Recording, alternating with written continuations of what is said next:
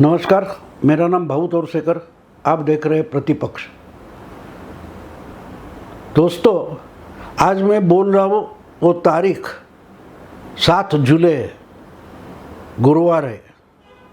और अभी थोड़े समय पहले मैंने मराठी मीडिया में चैनल पर एक खबर देखी। खबर ऐसी थी कि पिछले कुछ दिनों से कम 5-6 दिनों से लगातार उद्धव ठाकरे, जो शिवसेना के सुप्रीमो है, पक्ष प्रमुख है, वो अपने कार्यकर्ताओं से मिल रहे। बीच में उन्होंने महिला मोर्चा जो है शिवसेना का, उसकी बहुत सारे जिलों की प्रमुख नेतागण थे, उनसे एक बैठक की थी, मीटिंग ले ली थी। उसके बाद जिला प्रमुखों की मीटिंग ले ली। तो अलग अलग ढंग से चल रहा है। तो आज जब मैं ये वीडियो बना रहा हूँ, उसके पहले जो खबर थी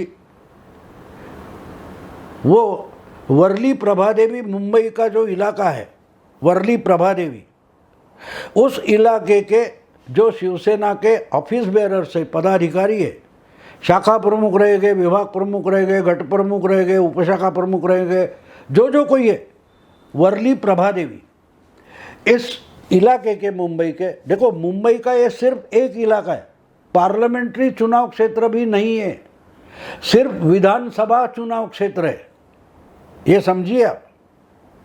वर्ली प्रभादेवी इलाके के जो पदाधिकारी है, उनकी ही बैठक आज उद्धव ठाकरे कर रहे। अगर हम ये खबर ऐसे ही सुने तो उसकी अहमियत आपको पता नहीं चली, उसका महत्व आपको समझ नहीं सकते आप। यानी जो मुंबई के है या थोड़ी बहुत राजनीति समझते हैं वो समझेंगे, लेकिन बाकी के जो श्रोता है या खबर पढ़ने वाले हैं, उनको समझ में नहीं आएगा कि ठीक है, बहुत सारी मीटिंगें उद्धव ठाकरे ले रहे हैं, तो वर्ली प्रभादेवी के जो पदाधिकारी है उनकी मीटिंग लेने में कोई हर्ज नहीं, कोई गलत नहीं है। बहुत सारी मीटिंगें होती, ये भी हो सकती है। लेकिन जब ये समझ में आता है कि पूरी महाराष्ट्र के महिला मोर्चा के पदाधिकारी, पूरे महाराष्ट्र के जिला प्रमुख जो होते हैं शिवसेना के, उनकी मीटिंग ले ली, संपर्क प्रमुख होते उनकी मीटिंग ले ली, यानी पूरे महाराष्ट्र के हो या मराठवाड़ा के हो या मुंबई के हो या कोंकण के हो, ये इलाका कितना फैला हुआ देखिए। कोंकण का मतलब कम से कम 10 एमपी जहाँ से चुनकर आते, मुंबई का मतलब जहाँ से कम 6 एमपी चुनकर आते, 36 विधायक चुनकर आते। तो मुंबई का इलाका जो है उसके लिए मीटिंग होती है, तो मान लेते वो 36 विधानसभा चुनाव क्षेत्र है, उसके लिए पार्टी का प्रमुख अगर मीटिंग लेता है तो बिल्कुल सही कर रहा है। फिर से पार्टी खड़ी करनी है, मेहनत करनी है, नए सिरे से पार्टी को खड़ा करना है। तो जो कुछ उद्धव ठाकरे पार्टी प्रमुख बनकर कर रहे हैं, उसमें आक्षेप लेने की या उस पर शक जताने की कोई ज़रूरत नहीं। ये आप बोलेंगे और मैं भी बोलूँगा, लेकिन एक बात हमें समझनी चाहिए। आज जो मैंने मीटिंग सुनी वो सबसे बड़ी इम्पोर्टेंट न्यूज़ है। खटकने वाली बात यह है कि वर्ली प्रभादेवी के पदाधिकारियों की, इसका मतलब होता है कि वर्ली प्रभादेवी जो विधानसभा का चुनाव क्षेत्र है, यानी कितना 288 यानी 288 विधानसभा चुनाव क्षेत्र महाराष्ट्र विधानसभा के है, और इतने विधानसभा चुनाव क्षेत्र में फैली हुई जो शिवसेना नाम की राज्यव्यापी रीजनल पार्टी है, तो 288 में से एक विधानसभा चुनाव क्षेत्र के लिए पार्टी का प्रमुख अलग से मीटिंग ले रहा है। क्यों भैया, क्यों? एकनाथ शिंदे अगर पार्टी से बगावत करके हट गए और उन्होंने बहुत सारे एमएलए बागी बनाकर ले गए आपके साथ, तो आप पूरे ठाणा जिले के, जहाँ से एकनाथ शिंदे आते, तो आप पूरा थाना डिस्ट्रिक्ट जो है, वहाँ के पदाधिकारियों की मीटिंग ले ली कि भाई हमको यहाँ फिर से नए सिरे से पार्टी का ऑर्गेनाइजेशन बनाना है, तो कोई गलत नहीं है। क्योंकि थाना डिस्ट्रिक्ट का मतलब कम से कम 15-20 विधायक होते हैं, 3 से 4 MP होते हैं। एकनाथ शिंदे का अकेला छोटा चुनाव क्षेत्र होता तो बात अलग है, लेकिन नहीं। वर्ली प्रभा देवी का मतलब हमें इसलिए समझना चाहिए कि ये विधानसभा का अकेला चुनाव क्षेत्र नहीं है, ये आदित्य ठाकरे का चुनाव क्षेत्र है। समझे? इसमें खबर क्या है? खबर बताई जाती है कि वर्ली प्रभा देवी के पदाधिकारियों की मीटिंग, तो मीडिया भी इनसे कितना मिला हुआ है। लोगों को उल्लू बनाने के लिए मीडिया भी कितनी उद्धव ठाकरे के साथ मिलकर मिलीभगत कर रहा है, इसका ये नमूना है।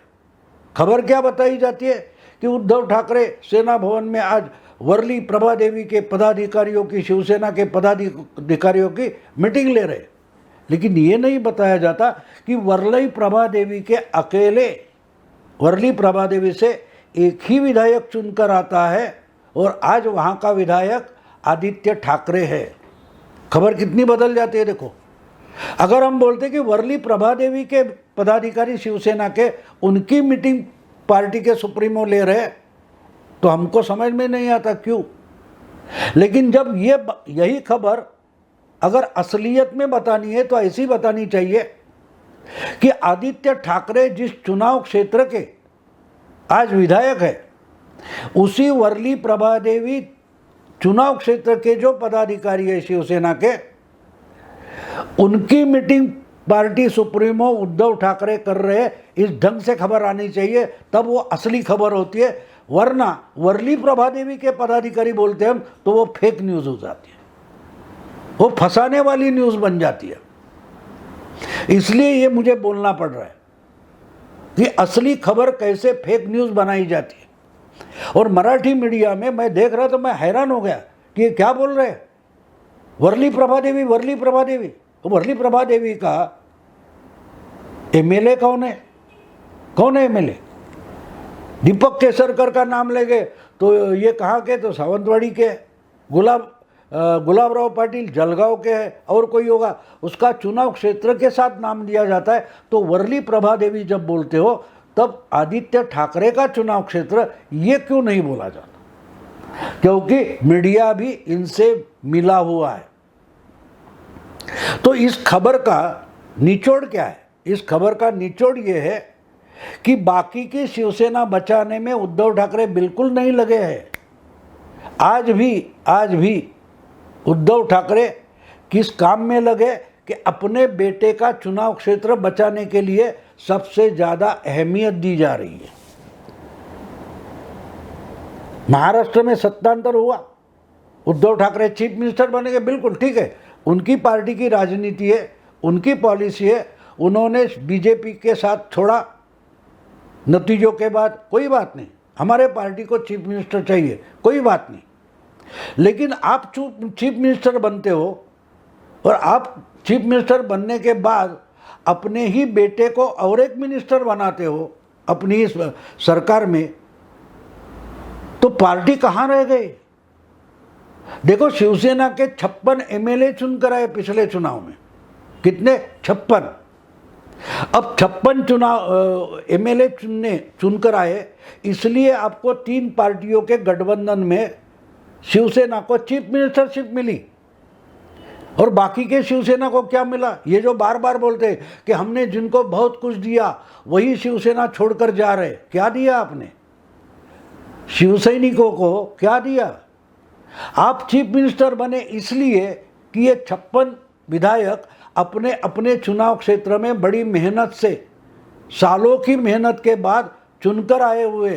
कई तो हार गए, पहले विधायक थे, इस बार हार गए। कोल्हापुर नॉर्थ में वो राजेश क्षीरसागर थे, या देगलूर बिलोली में सुभाष साबणे थे। 2-2, 3-3 बार जो शिवसेना के विधायक बनकर चुनकर आए थे, वो इस बार हार गए थे। तो इसका मतलब जो 56 चुनकर आए उनकी भी उसमें कुछ मेहनत थी, और उनकी मेहनत का नतीजा वो चुनकर आए। लेकिन पार्टी में होने के बाद, और पार्टी अगर सत्ता में आती है तो उनको क्या मिला? देखिए, ये जो महाविकास आघाड़ी बनी और उद्धव ठाकरे चीफ मिनिस्टर बने, उसके बाद शिवसेना को 14 मंत्री पद मिले थे, उसमें से एक तो खुद चीफ मिनिस्टर बन गए और दूसरा एक मंत्री पद उन्होंने अपने बेटे को ही दे दिया। मतलब 56 जो चुनकर आए उसके कारण आपको सत्ता मिली है, चीफ मिनिस्टरशिप मिली है, और जो चुनकर आए उनके हाथ में क्या लगा? 56 लोगों को, उसमें से एक आपके बेटे है। तो 56 लोगों में से एक डायरेक्टली चुनकर आया हुआ मिनिस्टर बना, वो भी आपका बेटा है, और आप बिना चुनकर आए फिर भी चीफ मिनिस्टर बने।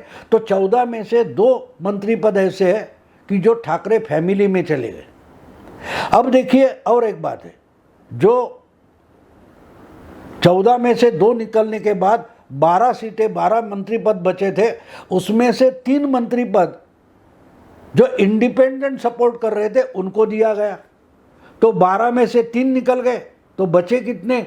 9 मंत्री पद बचे। अब 9 मंत्री पद में 2 फिर ऐसे हैं कि जो विधान परिषद से आए, जो इनके लाडले हैं, सुभाष देसाई, अनिल परब। तो बचे कितने? 7 मंत्री पद। 7 मंत्री पद उनको दिए गए जिन्होंने इनको चीफ मिनिस्टरशिप दिए। उद्धव ठाकरे ने चुनकर आए हुए जो शिव सैनिक है उनको क्या दिया, उसका तो डंका बजाया जाता है। लेकिन ये जो 56 लोग हैं जो खुद चुनकर आए, बड़ी मेहनत से चुनकर आए, सालों से अपने अपने चुनाव क्षेत्र में मेहनत करते आए, उन्होंने उद्धव ठाकरे को चीफ मिनिस्टरशिप दी, और बदले में 56 में से सिर्फ 7 लोगों को, मानो तो उसमें आदित्य डाल दो तो 8 लोगों को, माने 48 शिवसेना के विधायक ऐसे को उनको इस मिनिस्ट्री से कुछ भी नहीं मिला, सत्ता में हिस्सा नहीं मिला। और उद्धव ठाकरे और आदित्य ठाकरे बोलते हैं जिनको हमने दिया वही हमको छोड़कर जा रहे हैं। क्या बात कर रहे हो यार, क्या बात कर रहे हो? आपने उनको क्या दिया पता नहीं, और वो बोल रहे अब शंभूराज देसाई जो मिनिस्टर बनाए गए डायरेक्टली चुनकर आने वाले सातारा डिस्ट्रिक्ट से, वो बोलते कि मैं तो मिनिस्टर था लेकिन मैं तो पोस्टमैन जैसा काम करता था। शिवसेना के अलग अलग डिस्ट्रिक्ट के गांव के कार्यकर्ता आते थे और कुछ काम के लिए बात करते थे, तो वो चिट्ठी पर रिकमेंडेशन करके ऊपर के एनसीपी के मिनिस्टर के पास भेजो, इसके सिवा मेरे पास काम नहीं था। नाम था मिनिस्टर का, लेकिन मैं पोस्टमैन का काम करता था। ये शिवसेना का एक सातारा से चुनकर आया और मिनिस्टर बना हुआ मंत्री बोल रहा है। और उद्धव ठाकरे, आदित्य ठाकरे का बोलते हमने इनको क्या क्या दिया, हमने इनको मंत्री पद दिया। मंत्री पद दिया या पोस्टमैन की नौकरी दे दी? शंभूराज क्या बोल रहे हैं? जो 9 मिनिस्टर थे इस मिनिस्ट्री में उद्धव ठाकरे के, वो भी बगावत करके निकल गए। क्यों निकल गए? क्यों निकल गए? सोचो जरा। आपने सब कुछ दिया बोलते हो तो वो छोड़ कर गए, इसका मतलब आपने जो दिया था उसकी कोई वैल्यू नहीं थी, कोई काम नहीं था, कोई अधिकार नहीं था, उसकी कोई कीमत नहीं थी। इसके लिए आपने जो दिया था वो छोड़ कर गए। उनको मालूम था कि अगर बगावत फंस गई तो है वो मिनिस्ट्री भी जाएगी, फिर भी उन्होंने परवाह नहीं की, क्योंकि आपने जो दिया था वो बाहर का लपेटा हुआ कागज़ था, अंदर तो कुछ भी नहीं था। गिफ्ट पैक दिया, लेकिन उस पैक के अंदर कोई गिफ्ट था ही नहीं। और क्या बोल रहे उद्धव ठाकरे और आदित्य ठाकरे, हमने जिनको इतने साल से बहुत कुछ दिया। क्या दिया आपने? आपने दिया वो अगर कुछ देने की बात थी तो राजेश क्षीरसागर कोल्हापुर में चुनाव हार गए, सुभाष सामने भी उधर हार गए, तो उनको क्या दिया? आपने उम्मीदवारी की दी थी, आपने टिकट दिया था। चुनकर आना उनकी मेहनत होती है, और इतनी मेहनत के बाद जब चुनकर आए तो आपने उनके हाथ में कागज की एक पुड़िया दे दी, उसके अंदर तो कुछ नहीं था। और आज फिर से शिवसेना खड़ी करनी है, उभारनी है, संवारनी है, तो इसके लिए भी जो उद्धव ठाकरे मेहनत कर रहे हैं, तो पूरे 288 चुनाव क्षेत्र के लिए कितनी कर रहे पता नहीं, लेकिन सिर्फ अपने बेटे का चुनाव क्षेत्र है, उसके लिए एक स्वतंत्र मीटिंग पदाधिकारियों की उद्धव ठाकरे कर रहे। इसमें हमको पता चलता है कि किसको शिवसेना में क्या मिला। आज की शिवसेना, बाला साहब ने तो बहुत सारे लोगों को उनको लीडर बनाया। उद्धव ठाकरे बोलते हो सच्चाई है, सब्जी वाला है, रिक्शा वाला है, चाय वाला है, कोई किसी को भी उठाकर लीडरशिप, उसके लीडरशिप क्वालिटी डेवलप की और उनको मिनिस्टर तक बनाया। लेकिन बाला साहब ने, आपने क्या किया? आपने क्या किया? तो इसलिए आज भी जब शिवसेना डूबी है, फिर से खड़ी करना जरूरी है। उस वक्त भी उद्धव ठाकरे क्या बोल रहे? मेरा परिवार मेरी जिम्मेदारी। कोरोना के समय में चीफ मिनिस्टर करके इन्होंने एक स्लोगन दिया था सरकारी तौर पर।